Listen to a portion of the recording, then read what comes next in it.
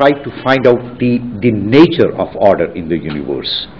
So all the developments in philosophy of science, particularly in physics, and I think Dr. Abdul Salam had this notion, and he was hammering it again and again, that whatever developments in modern physics are taking place, they are fundamentally derived from the notion of order that we inherited from religion. So that was probably, yes, is that true? That's exactly right. Yeah. So in that sense, there is no inherent contradiction between science and religion. But I want to go back to... But I never said there is contradiction. These are two things side by side. I never said there is contradiction. There's a difference between saying side by side and saying that it's built on that. There is a continuity. There is a qualitative linkage between the two. No, but only one truth, that there is order in this universe, doesn't go to make its religion. The belief in one God, creator, that is the basis of it. And he is the guider to the right path. That's why modern physics is going to the idea of trying to find a unified principle in the universe. Anyway, I want to go back to this whole, to the chart. That is the framework which is very lucidly articulated, and I really compliment you on that. My question is, you divide the human knowledge, what you call religious truth, into two categories: protected, which is immune from human error, that you describe as revelation, prophetic knowledge that we receive from the prophets. And the other is the knowledge that we gain from intuition, dreams, illuminations, and ESP. And also, going to the right side of this chart, from knowledge from reason. My question is it possible to come up with a set of ideas independent from guidance from revelation that is capable of guiding us to the truth? Is it possible to reach the truth by sheer human reason? One. Secondly, is it also, when we say that the whole idea is to find the religious truth, is it possible to find this truth through several paths? For example, the whole idea of interfaith religious dialogue that is taking place in the West is that the fundamental religious reality is the same, and there are different paths, methods to find that truth. I'm not saying that it will not be subject to error, but I just want you to entertain the possibility, just the possibility, of that there are certain other ways to find the truth, independent of prophetic guidance. Actually, to know God, there are so many ways and paths. But to know the path, straight path, that is by revelation only. And this revelation has been coming time to time. فَإِمَّا يَأْتِيَنَّكُم مِّنِّي هُدًى.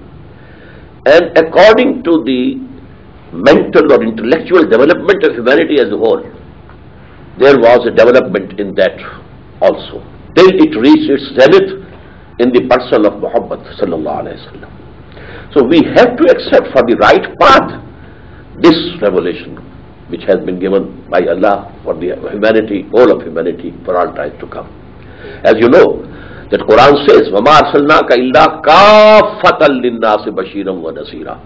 He is the only prophet who claimed that I have been sent for the whole of humanity. Even Jesus said, I have come to find the search of the lost sheep of the house of Israel. And Quran says, all prophets came for their own nations only. إِلَىٰ عَادٍ أَخَاهُمْ هُودًا وَإِلَىٰ مَدْيَنَ أَخَاهُمْ صَالِحًا, etc., etc. He is the only one who says, I have been sent for the whole of humanity. So you do not that I can live a moral life on the basis of secular ethics? Yes, you can live. It will be basic human morality.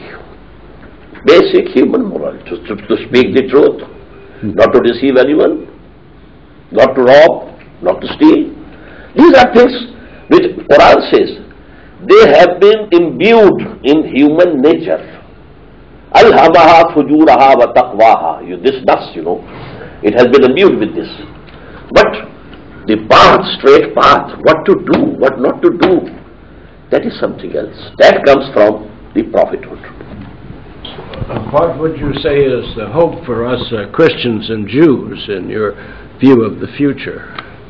The final shape of humanity is going to be Islam. When Jesus Christ comes, He will say, I was not crucified. This crucifixion is a fiction. And I had told you that the law of Moses will remain. So Christianity and Islam, they will merge together into one religion under the leadership of Jesus. Because according to the Quranic philosophy, whenever a messenger was sent to any community, if that community as a whole rejected him, it was annihilated. This happened to the people of Noah. This happened to the cities of Sodom and Gomorrah. And this happened to the people of Ad. They are not mentioned in Bible, but in Quran. They were ancient Arabian nations. Samud. To the people of Shoaib. Then Pharaoh and his armies were drowned, because they did not accept Moses as their prophet.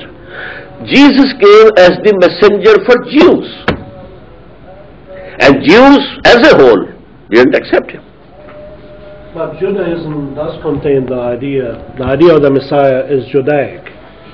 So Judaism in a theological sense does not deny the phenomenon of the Messiah. And throughout history, and I'm talking about modern history, there have been a number of messiahs who have claimed that position. And one major one in the Ottoman Empire in the 17th century was, I forget his name now, Shabbatai ben Tzvi. Shabbatai ben Tzvi in the 17th century claimed that he was the Messiah on the basis of Jewish foundational ideas. So I don't see your point, because in Judaism the idea of the Messiah is not absent at all. No, it is there. Is still there. But that Messiah come to them. They didn't accept him. Jesus. So Jesus, that was the Messiah. And he claimed, I am the Messiah. Right. But they didn't accept. So the seat is vacant up till now. So they are waiting for their Messiah. And someone will stand up someday and claim to be Messiah, and lead them to, the greater Israel and so on and so forth. Anyone can come. And that will be Antichrist. I think that we are too far away from the basic subject. Now, you said that we have two forms of knowledge. We have two forms of knowledge. Yes. Okay? But what about the source of knowledge for Islam? I mean, what sources that Islam accepts that true knowledge comes to us? Both knowledges are true. No, I mean, this is the knowledge of this universe, and universe is the creation of God. So is one source. And that is why all the physical phenomena are referred to in Quran, ayat of Allah. They are the signs of Allah. Yeah. So actually, Quran to us is the word of God, and this universe is the work of God, and there is no contradiction between the two. So they are same. Yes. In one sense. One is coming from Kalam, the other one is coming from... Because I said, Allah wa Adam al-Asma kullaha from God. So this all scientific advancement is from God. Okay, we are now again to the subject. Thank you.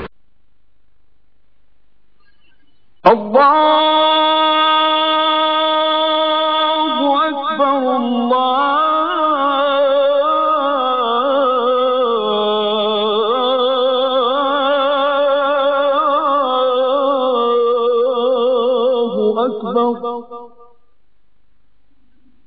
La